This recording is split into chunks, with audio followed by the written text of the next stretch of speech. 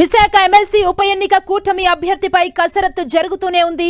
నిన్ననే విశాఖ నేతల అభిప్రాయాలు తీసుకున్న చంద్రబాబు క్షేత్రస్థాయిలో ఓట్ల అధ్యయనానికి 6 సభ్యులతో కమిటీ వేశారు.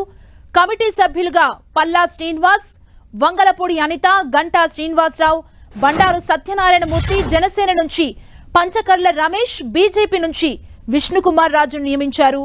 అర్బన్లో ఎన్ని ఓట్లు, రూరల్లో ఎన్ని ఓట్లు అనే అంశంపై పూర్తి నివేదిక తనకి ఇవ్వాలని కమిటీని ఆదేశించారు చంద్రబాబు. ఎన్నికల ఫలితాల తర్వాత ఇప్పటికే చాలా స్థానిక ప్రజాప్రతినిధుల కూటమికి మద్దతు తెలిపారని సీఎం చంద్రబాబు నేతలకు వివరించారు. ఇక కూటమి అభ్యర్థి పోటీపై రేపు స్పష్టత రానుంది.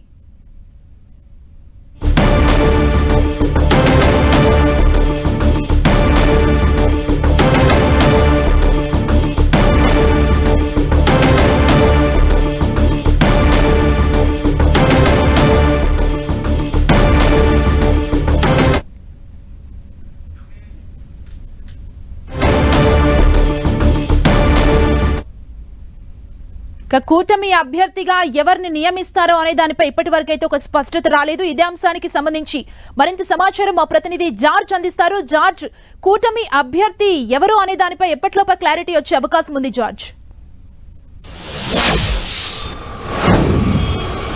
వైసీపీకి బలమున్న నేపథ్యంలో కూటమి అభ్యర్థిపై ఉత్కంఠ అనేది కొనసాగుతుంది. అసలు పోటీలో ఉంటారా లేదా అనేది కూడా సందిగ్ధత ఏర్పడింది. ఇప్పటికే దీనికి సంబంధించి సీఎం చంద్రబాబు నాయుడు సైతం విశాఖ జిల్లాకు సంబంధించిన నేతలతో భేటీ అయ్యారు. ఈ భేటీలో కూడా కొంతమంది పోటీలో ఉండకపోవడం మంచిదని చెప్తూ ఉన్నారు, మరికొంతమంది పోటీలో ఉంటేనే బాగుంటుందని చెప్తూ ఉన్నారు.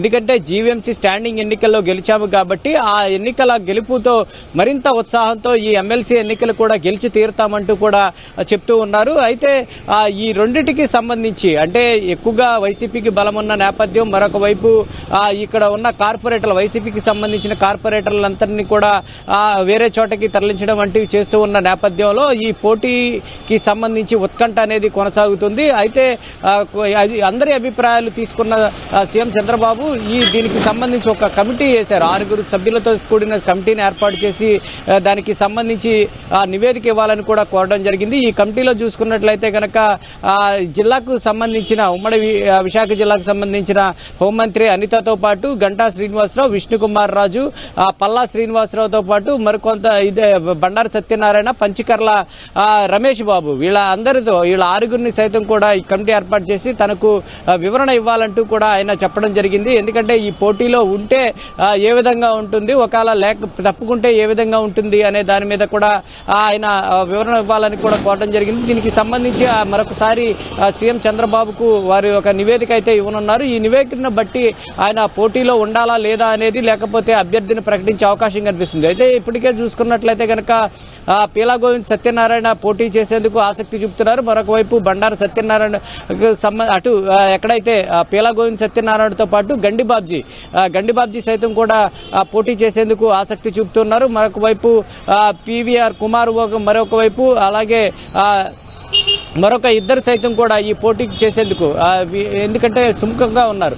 అయితే ఎక్కువ శాతం కూడా పీలా గోవింద్ సత్యనారాయణ అలాగే గండిబాబ్జీ వైపే ఎక్కువగా మొగ్గు చూపుతున్నారు. అయితే ఈ నివేదిక అంటే ఈ 6 కమిటీ సభ్యులు తెలిపిన దాన్ని బట్టి ఆయన ఆ నివేదిక బట్టి అభ్యర్థిని ప్రకటించే అవకాశం ఉంది. ఎందుకంటే ఇప్పటికే నామినేషన్లు కూడా చూసుకున్నట్లయితే కనుక ఇప్పటి వరకు కూడా ఒక్క నామినేషన్ కూడా దాఖలు కాలేదు. ఇప్పటికే నోటిఫికేషన్ ఇచ్చి చాలా రోజులు అవుతూ ఉన్న నేపథ్యంలో మరొక 3 రోజులు మాత్రమే ఉంది. ఎందుకంటే ఆగస్టు 13వ తేదీన నామినేషన్లకు చివరి తేదీగా ప్రకటించడం జరిగింది.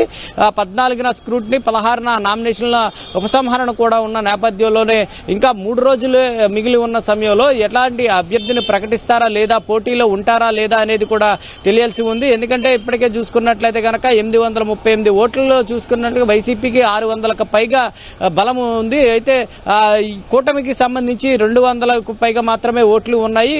దీనికి సంబంధించి చూసుకున్నట్లయితే దాదాపుగా 400 ఓట్లు కావాల్సి ఉంది. మ్యాజిక్ ఫిగర్ దాటాలంటే దాదాపుగా 480 ఓట్లు కూడా రావాల్సి ఉంది. అయితే ఎక్కువగా చూసుకున్నట్లయితే కనుక ఎక్కువ ఓటింగ్ శాతం వైసీపీకే ఉన్న నేపథ్యంలో ఏం చేయాలి అనే దాని మీద అయితే టీడీపీ కసరత్తు చేస్తూ ఉంది. ఈ కసరత్తు అనంతరం అయితే అభ్యర్థిని అయితే ప్రకటించే అవకాశం ఉంది. మరొక వైపు వైసీపీ సైతం కూడా దీన్ని ప్రతిష్టాత్మకంగా తీసుకున్న నేపథ్యంలో ఇటు ఎంపీటీసీలు, జెడ్పీటీసీలు, కౌన్సిలర్లు అలాగే కార్పొరేటర్లు చేజారిపోకుండా ఉండేందుకు వారితో నిరంతరం సమావేశం అయితే అవుతూ ఉన్నారు.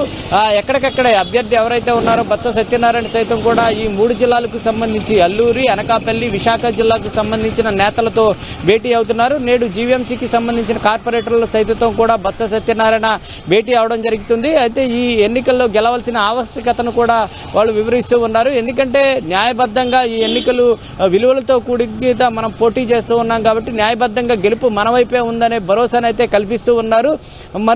మరి ముఖ్యంగా చూసుకున్నట్లయితే కనుక ఇక్కడికి సంబంధించిన ఎవరైతే ఎంపీటీసీలు అయితేనేమో కానీ జెడ్పీటీసీలు, కౌన్సిలర్లు, కార్పొరేటర్లు కూడా సైతం కూడా చేజారిపోకుండా ఉండేందుకు వారిని సైతం కూడా యాత్రల వైపు కూడా తీసుకువెళ్తూ ఉన్నారు. ఆ రోజు ఏదైతే ఆగస్టు 30వ తేదీన దీనికి సంబంధించిన ఓటింగ్ అనేది ఉంది, ఆ ఓటింగ్ సమయానికి వాళ్ళందరినీ కూడా తీసుకువచ్చే అవకాశం కనిపిస్తూ ఉంది. 3వ తేదీన రిజల్ట్ అనేది అనౌన్స్ చేస్తారు.